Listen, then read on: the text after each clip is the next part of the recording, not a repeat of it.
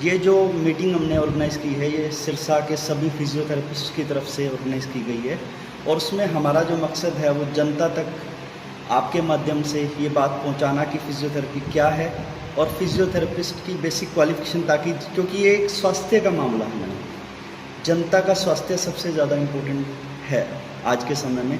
और किसी भी चीज़ के साथ खिलवाड़ चल सकता है, परंतु शायद स्वास्थ्य के साथ खिलवाड़ बहुत भारी पड़ सकता है। जनता को ये पता होना चाहिए कि हम क्या करवा रहे हैं, किससे करवा रहे हैं, वेदर ही इज़ क्वालिफाइड, वो पढ़ा लिखा चिकित्सक है या नहीं। क्योंकि ये ऐसी चिकित्सा पद्धति है जिसके बारे में बहुत सारी भ्रांतियाँ भी हैं कि सब कुछ एक चिकित्सा पद्धति में आता है, ऐसा नहीं है। अनेक प्रकार की चिकित्सा पद्धति हैं। अभी सिरसा के सभी फिजियोथेरेपिस्ट ने फैसला लिया कि जनता को आपके माध्यम से हम सूचना पहुँचाएँ। अभी रिसेंटली 2021 में राज्य सरकार द्वारा, माननीय मुख्यमंत्री जी द्वारा, हमारी स्टेट काउंसिल ऑफ फिजियोथेरेपी का गठन किया गया है, जिसमें कि पूरे हरियाणा राज्य के सभी फिजियोथेरेपिस्ट रजिस्टर्ड हो रहे हैं और उसकी आखिरी तारीख 7 सितंबर 2022 तक है। कुछ हो चुके हैं, कुछ बाकी हैं जो कि रजिस्ट्रेशन अपना करवा रहे हैं। और वो काउंसिल इसीलिए बनाई गई है ताकि जनता के संज्ञान में बात लाई जा सके कि कौन फिजियोथेरेपिस्ट क्वालिफाइड है और कौन नहीं, ताकि जनता को स्वास्थ्य लाभ लेने के लिए जब वो फिजियोथेरेपिस्ट के पास जाए उसको ये जानकारी हो किससे अपना इलाज करवा रहा है।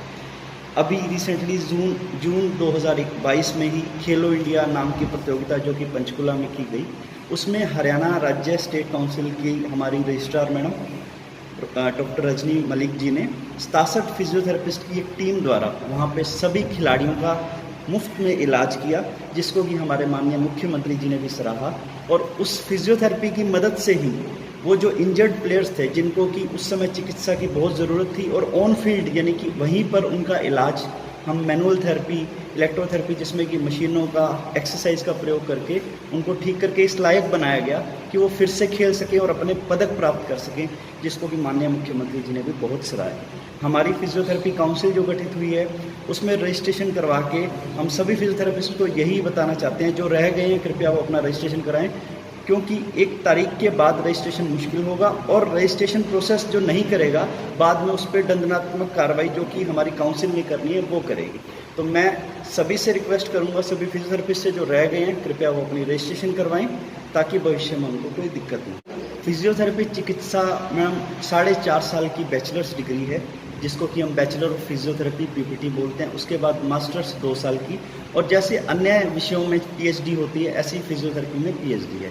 तो ये अपने आप में एक विशेष चिकित्सा पद्धति है जिसको कि पूरी दुनिया भर में सराहा जा रहा है, जिसमें दवाओं के प्रयोग के बगैर भी हम दर्द को समाप्त कर सकते हैं, जिसमें कि, और ये एक फील्ड की नहीं, फिजियोथेरेपी एक ऐसी चिकित्सा पद्धति है जिसका हर फील्ड को ज़रूरत है, चाहे वो प्रसव से पूर्व, प्रसव से बाद, चाहे वो ऑन फील्ड कोई इंजरी हो, स्पोर्ट्स पर्सन हो, सर्जरी हो। हमारा जो रोल है फिजियोथेरेपी का वो सर्जरी से पहले और बाद में दोनों में आता है, और ये वो चिकित्सा पद्धति है जो चिकित्सा विज्ञान का हिस्सा है, ना कि बिना शोध के हम कोई भी इलाज नहीं करते हैं। फिजियोथेरेपी की चिकित्सा भी शोध के ऊपर ही आधारित है।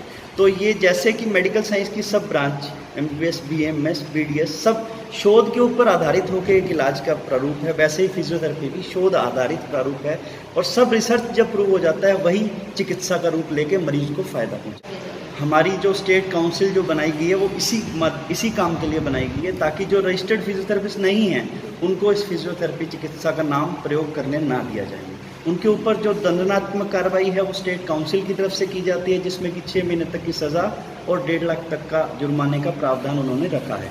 इसीलिए 7 सितंबर तक हमने रजिस्ट्रेशन के लिए हम सबको बोल रहे हैं कि जितने भी फिजियोथेरेपिस्ट रह गए हैं कृपया अपना रजिस्ट्रेशन कराएं, ताकि फिजियोथेरेपिस्ट को कोई प्रॉब्लम ना हो। उस चीज़ को लेकर मैं ये कहना चाहूँगा कि आप जिस भी फिजियोथेरेपिस्ट से आपका इलाज करवा रहे हैं, आप उनसे उनके डिग्री के विषय में देख सकते हैं कि बैचलर होल्डर है या नहीं। एक मिनिमम क्वालिफिकेशन जो है वो बीपीटी है, जिसको हम बैचलर ऑफ फिजियोथेरेपी बोलते हैं, और उसके बाद रजिस्ट्रेशन की प्रोसेस है जो काउंसिल की अब शुरू हो चुकी है। तो आप उससे उसका रजिस्ट्रेशन नंबर भी पूछ सकते हैं या उससे उसकी क्वालिफिकेशन भी पूछ सकते हैं, तो वो आपको खुद जानकारी देगा। क्वालिफाइड बंदे को, क्वालिफाइड फिजियो को कभी भी कोई दिक्कत नहीं होगी अपनी क्वालिफिकेशन बताते हुए। अदरवाइज जो होगा वो आपको आपके सामने आएगा।